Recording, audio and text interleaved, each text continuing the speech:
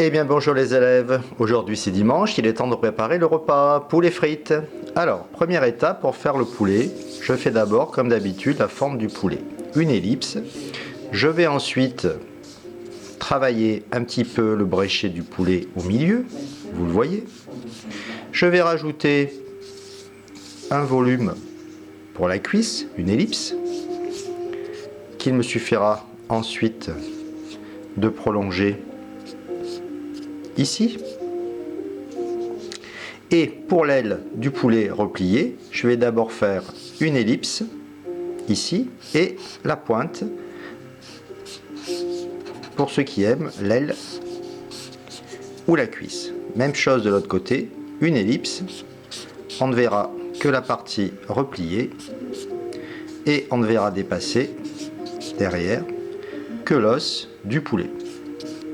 Ensuite, je vais rajouter sur le côté du poulet les blancs, les petits points, le bréchet ici, ce qui reste du cou.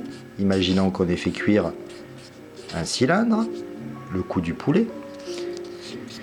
Et à nouveau, je vais rajouter ensuite les ombres, la lumière venant de la gauche, j'ombre à droite en travaillant la partie du poulet. Voilà. Je positionne mon poulet dans un beau plat. Donc, rebord du plat, intérieur du plat, ici. Je mettrai un petit peu d'ombre juste pour contraster de façon à faire ressortir mon poulet. Voilà. Pour les frites, eh bien les frites, on va les présenter dans un petit emballage type société américaine que je ne citerai pas.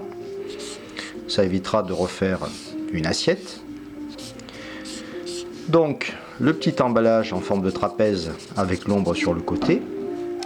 Et pour faire les frites, je vais donc faire ce que j'ai appris, c'est-à-dire des rectangles.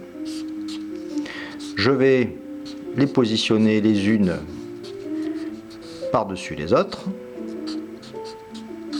Bien sûr, comme d'habitude, vous gommerez les frites qui sont dessous. Moi, je ne peux pas le faire, je le rappelle, puisque je travaille au marqueur. Voilà. Et là aussi, on rajoutera un petit peu d'ombre, des frites plus ou moins cuites, qui dépassent. Et pour simplifier, ce qui va être à l'intérieur, je vais ombrer mon paquet de frites. Je place ma ligne d'horizon. Aujourd'hui, c'est la fête. On a droit à une boisson gazeuse que je ne citerai pas là non plus, un cylindre que je reconnais avec les petits éléments arrondis sur le bas, mon étiquette et là aussi à peu près la moitié d'ombre. Je n'oublie pas de faire le volume en plus sombre de la boisson à l'intérieur. Je peux rajouter mon étiquette bien sûr avec ma marque au dessus. Je place donc ensuite à nouveau les ombres ici. Je vais mettre un petit peu d'ombre faite par l'aileron ici du poulet. Voilà. Ensuite, il me faudra une assiette parce que même si je consomme des éléments de fast-food, je suis dans la tradition française, donc assiette avec une fourchette,